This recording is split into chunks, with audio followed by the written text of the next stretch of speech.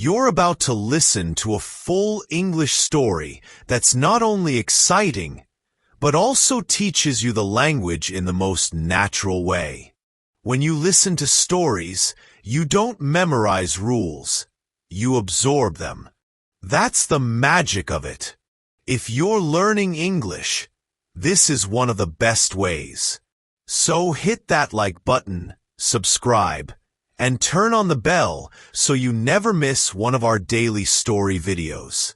Today's story is about a boy who traveled to New York and discovered something simple, beautiful, and unforgettable. The best place to watch the sunrise. Luca had always dreamed of New York.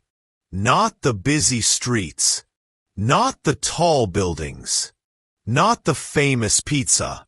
He had always imagined the quiet parts of it. The soft mornings before the noise. The empty sidewalks before the day began.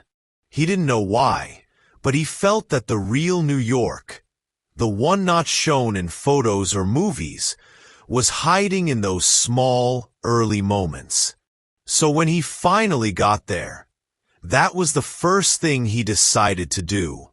He wanted to find the perfect place to watch the sunrise, not from the top of a tall building with a ticket and a line, not from a hotel window.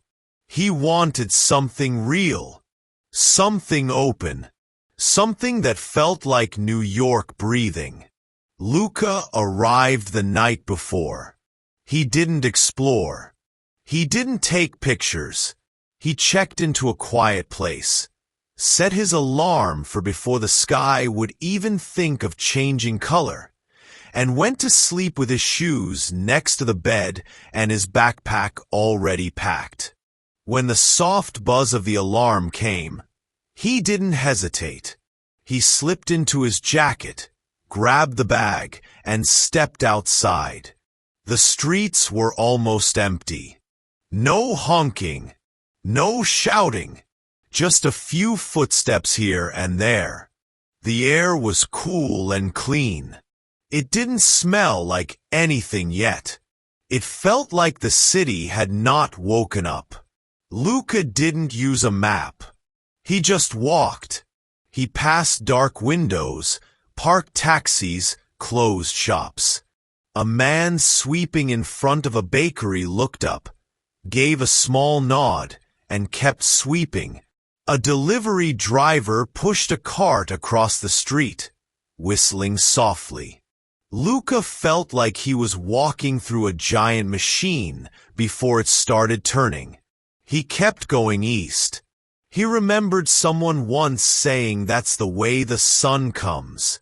He reached a small hill in a quiet park. It wasn't a tall hill. It didn't seem special. But when he climbed to the top, the view opened like a secret door.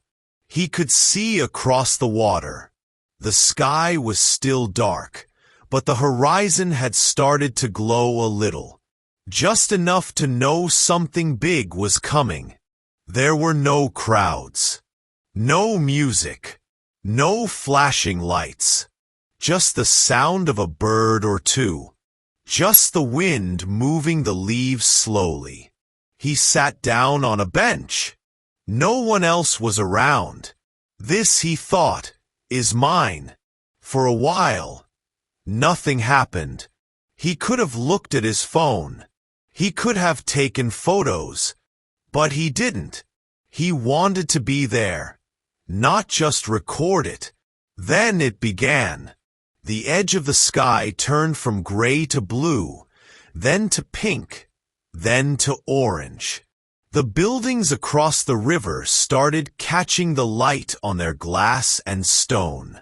A soft glow touched the tops of trees, then rooftops, then streets. And finally, like a slow breath, the sun rose above the horizon. The city changed in an instant. Light poured in. Shadows ran away. Colors came back. And with it, the sounds returned too. distant traffic, footsteps, a laugh somewhere far off. But Luca didn't move. He sat on the bench and watched everything come alive. The city had opened its eyes. He didn't expect it to feel so emotional. But there was something about sitting in a place as big as New York and being completely still. Being quiet in a place famous for its noise. He wasn't trying to be deep. He wasn't trying to have a moment. But it happened anyway. He watched a jogger pass by, breathing fast, earbuds in. He saw an old man walking a dog that stopped every few steps to sniff the grass. He saw a woman in business clothes stop at the top of the hill and look out over the city, just like he did. For a second, they made eye contact. They didn't smile. They didn't speak. But it felt like they both understood. This was the best part of the day. Not the meetings, not the work, not the subway rides. Just this light, just this view, just this small space in time before everything sped up. Lucas stayed there for a long time. He watched the sun climb higher. He watched the shadows grow short. He listened to the city wake up in layers, like music building slowly. After a while, he stood up. He took a long breath. He didn't feel like he had seen a tourist spot. He felt like he had found something important. Something that didn't belong on a list or a postcard. He walked back through the streets, now full of people, but he felt different. Not because something big had happened, but because he had paid attention to something small. That's what travel really was, he thought. Not just seeing new things, but seeing old things with new eyes.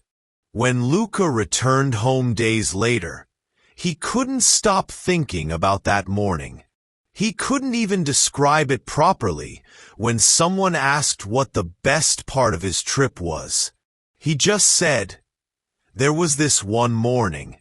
I watched the sunrise, and that was enough." Because sometimes the smallest things change you the most.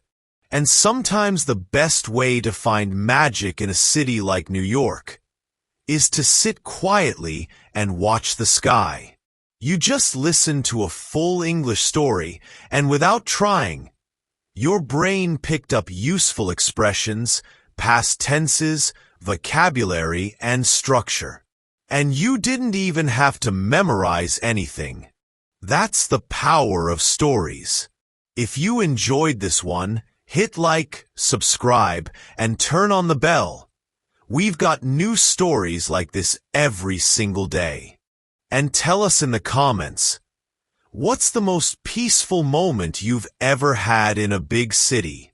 We'll see you tomorrow.